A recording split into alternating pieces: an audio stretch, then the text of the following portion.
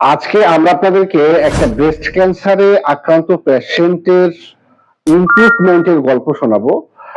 পেশেন্টটা আমাদের কাছে গত ২১ তারিখ আমাদের চেম্বারে এসে সরাসরি চিকিৎসা নিচ্ছেন এবং পেশেন্টের বাসা আমাদের দিনাজপুরেই এবং পেশেন্টটার সমস্যা ছিল হচ্ছে তার ব্রেস্টটা হচ্ছে আশেপাশে বিশেষ করে নিপলের যে স্থানটা রয়েছে এর আশেপাশে একটু পচন শুরু হয়ে গেছিল এবং কালচে শুরু হয়ে গেছে এবং অনবরত তার নিপল দিয়ে পুজ অথবা পানি এই জাতীয় কোনো কিছু বের হচ্ছিল এবং প্রচন্ড মনে হচ্ছিল যে এটা বের হয়ে আসবে এরকম পেইন ছিল এবং একই সাথে তার যে বগলের নিচে এবং পিঠেও ব্যথা ছিল।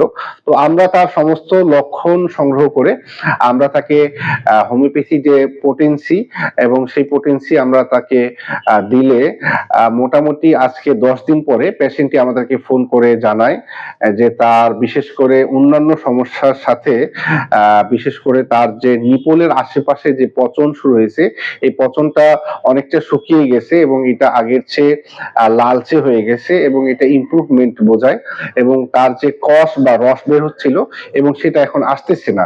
তো আপনারা ভালো করেই জানেন যে একটা ক্যান্সার পেশেন্ট সুস্থ হতে একটা যথেষ্ট সময় লাগে এবং এই পেশেন্টের 4th স্টেজে অন্যান্য অ্যান্টিপ্যাথি চিকিৎসকগণ বলেছেন তাকে রেডিওথেরাপি বা কেমোথেরাপি অথবা সার্জারি করতে। তো বর্তমানে পেশেন্টটার অন্যান্য সমস্যা থাকে বিশেষ করে তার পেইনটা বিশেষ করে হচ্ছে যে বগলের নিচে এটা রয়েছে এবং পিঠের পেইনটা রয়েছে এবং বাকি যে সমস্যাগুলো এগুলো থেকে সে মোটামুটি ভালোর দিকে আসছে। আপনারা দোয়া করবেন যেন রোগীটি পুরোপুরি সুস্থ হয়ে যায় এবং আপনাদের যে কারো পরিবারের কারো ক্যান্সার হলেই আপনারা ভয় পাবেন না। সঠিক পরামর্শ এবং গাইডলাইনের মাধ্যমেই একজন পেশেন্ট সুস্থ হয়।